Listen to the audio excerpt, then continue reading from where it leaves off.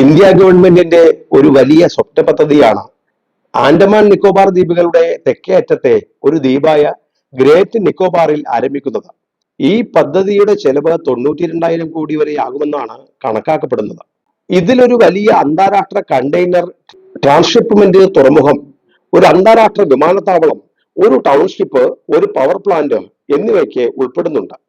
അന്താരാഷ്ട്ര കപ്പൽചാലുകൾക്ക് സമീപം ഒരു അന്താരാഷ്ട്ര കണ്ടെയ്നർ ട്രാൻസ്ഷിപ്മെന്റ് ടെർമിനലാണ് നിർമ്മിക്കുന്നത്. നിലവിൽ കൊളംബോ, സിംഗപ്പൂർ തുടങ്ങിയ വിദേശ തുറമുഖങ്ങളെയാണ് ഇന്ത്യ പ്രധാനമായും ആശ്രയിക്കുന്നത്. ഇന്ത്യക്ക് സ്വന്തമായി വലിയ കപ്പലുകൾക്ക് നങ്കൂരമിടാൻ കഴിയുന്ന ഒരു അന്താരാഷ്ട്ര കപ്പൽ ഗതാഗത ചരക്ക് കൈമാറ്റ തുറമുഖം ലഭിക്കുന്നതോടെ വിദേശ രാജ്യങ്ങളെ ആശ്രയിക്കുന്നത് കുറയ്ക്കുവാനും ഇന്ത്യയുടെ സമ്പദ് വ്യവസ്ഥയ്ക്ക് വലിയ ഉത്തേജനം നൽകുന്നതിനും സാധിക്കും. എന്നാൽ വിമാനത്താവളമാകട്ടെ വലിയ വിമാനങ്ങൾക്കും സൈനിക വിമാനങ്ങൾക്കും ഉപയോഗിക്കാവുന്ന ഒരു അന്താരാഷ്ട്ര ഗ്രീൻഫീൽഡ് വിമാനത്താവളമായിരിക്കും. ഇതോടെ ഇന്ത്യൻ നാവികസേനയുടെ പ്രവർത്തന പരിധി വർദ്ധിക്കുകയാണ്. ഗ്രേറ്റ് നിക്കോബാറിലെ വിപുലീകരിച്ച റൺവേകളും പ്രതിരോധ സംവിധാനങ്ങളും ഇന്ത്യൻ നാവികസേനയ്ക്കും വ്യോമസേനയ്ക്കും ദീർഘകാലം സമുദ്രത്തിൽ നിലയുറപ്പിക്കുവാൻ സഹായമാകും. ഇത് ഇന്ത്യൻ സമുദ്ര മേഖലയിൽ അടിയന്തര സാഹചര്യങ്ങൾ ഉണ്ടായാൽ ഇന്ത്യക്ക് വേഗത്തിൽ പ്രതികരിക്കുവാനുള്ള ശേഷി നൽകും. തുറമുഖത്തിന്റെയും മറ്റ് പ്രവർത്തനങ്ങളിലും ഏർപ്പെടുന്നതിനായി ആളുകൾക്ക് താമസിക്കുവാനും തൊഴിലെടുക്കുവാനും കഴിയുന്ന പുതിയൊരു നഗരവും 450 മെഗാവാട്ട് ശേഷിയുള്ള സോളാർ ഗ്യാസ് അധിഷ്ഠിത പവർ പ്ലാന്റുകളും ഇവിടെ നിർമ്മിക്കുകയാണ്.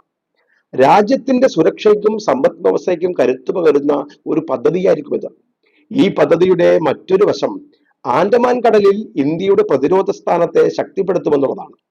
ഇന്ത്യൻ നാവികസേനയുടെയും ഇന്ത്യൻ വ്യോമസേനയുടെയും സാന്നിധ്യം അത് വർദ്ധിപ്പിക്കുവാനും സമുദ്ര നിരീക്ഷണം എളുപ്പമാക്കുവാനും ഇതിലൂടെ സാധിക്കും. അതിർത്തിയിൽ പൂർണ്ണമായ യുദ്ധത്തിന് നിൽക്കാതെ കടന്നുകയറ്റത്തിലൂടെയും സൈനിക വിന്യാസം വർദ്ധിപ്പിച്ചും ഇന്ത്യയിൽ നിരന്തരം കടന്നു കയറി അവിടുത്തെ സ്ഥലങ്ങൾക്ക് ചൈനീസ് പേരുകൾ നൽകി അവകാശവാദം ഉന്നയിക്കുകയാണ് ചൈന ഇപ്പോൾ ചെയ്തുകൊണ്ടിരിക്കുന്നത്. പാകിസ്ഥാന്റെ ചൈന പാകിസ്ഥാൻ ഇക്കണോമിക് കോറിഡോർ വഴി ഇന്ത്യയുടെ പരമാധികാരത്തെ ചോദ്യം ചെയ്യുകയും ഇന്ത്യൻ മഹാസമുദ്രത്തിൽ ഇന്ത്യയെ വളയുവാൻ സ്ട്രിംഗ് ഓഫ് പേൾസ് എന്ന തന്ത്രം നടപ്പിലാക്കുകയും ചെയ്തുകൊണ്ട് ചൈന ഇന്ത്യക്കെതിരെ നടത്തുന്ന പ്രവർത്തനങ്ങളെ പ്രതിരോധിക്കുവാൻ ഈ പദ്ധതിയിലൂടെ ഇന്ത്യക്ക് സാധിക്കും.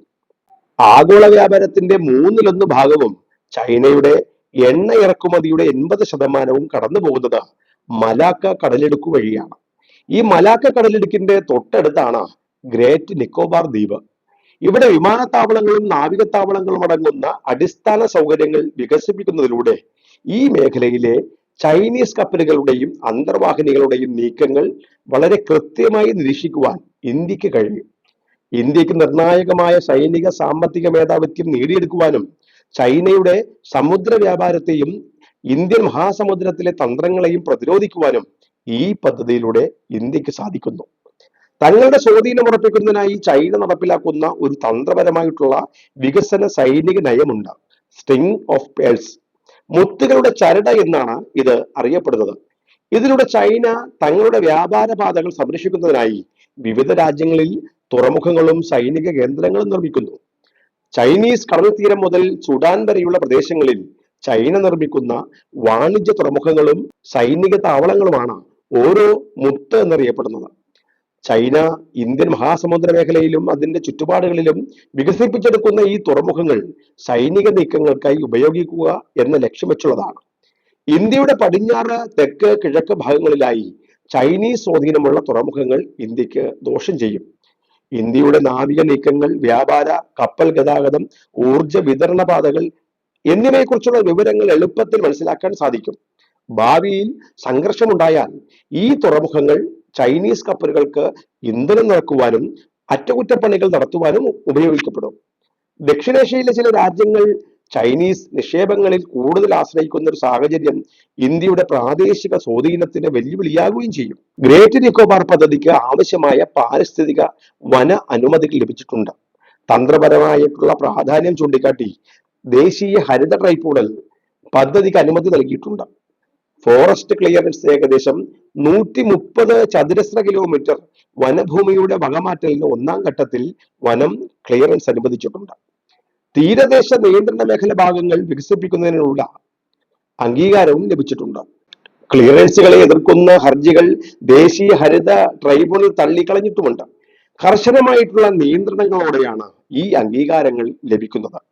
മലിനീകരണം, ജൈവ വൈവിധ്യം, പ്രാദേശിക തദ്ദേശീയ സമൂഹങ്ങളുടെ ക്ഷേമം എന്നിവ നിരീക്ഷിക്കുന്നതിനായി മോണിറ്ററിംഗ് കമ്മിറ്റികളും സ്ഥാപിച്ചിട്ടുണ്ട്. ഈ മേഖലയിലെ ഗോത്രവർഗക്കാർക്ക് ദോഷകരമാകാതിരിക്കാൻ എല്ലാ നടപടികളും സ്വീകരിച്ചിട്ടുണ്ട്. ഈ മുഴുവൻ വികസന പ്രവർത്തനങ്ങളും പരിമിതമായിട്ടുള്ള പ്രദേശത്ത് മാത്രമാണ് നടക്കുന്നത്. അതേസമയം ശേഷിക്കുന്ന ഭൂമി ഗോത്രവർഗക്കാർക്കായി പൂർണ്ണമായും സംരക്ഷിക്കപ്പെട്ടിട്ടുണ്ട്.